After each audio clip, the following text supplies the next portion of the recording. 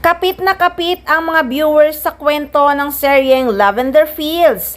Kaya naman mas lalo pang tumataas ang rating nito gabi-gabi. Komento ng ilang netizens, bagay na bagay daw kay Janine ang pagiging kontrabida role dahil mas naipapakita nito ang kanyang versatility. Pinapalakpakan talaga ng mga viewers ang lahat ng mga eksena ni Janine Gutierrez.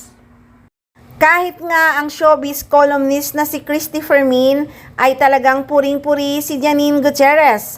Aniya pa, ang dami pong naiinis dito kay Janine Gutierrez kasi sa role niya bilang kontrabida. Pero pinapalakpakan naman siya dahil ang galing-galing niyang umarte. At dagdag pa nga niya, at Day, wag mong tawaran ang katawan, lalo pag nakatupis, grabe, pagkaganda-ganda. Dagdag pa nga ng co-host niyang si Romel Chica. Tsaka alam mo na, di ba, ang mga katangian ng kontrabida, nasa kanya karakter niya, matangkad, maganda, sexy, at nakakapag-English.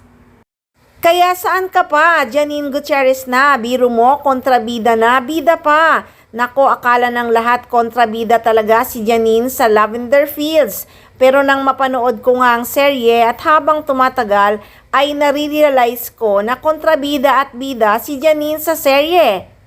Kaya naman patuloy na tutukan ang seryeng Lavender Fields.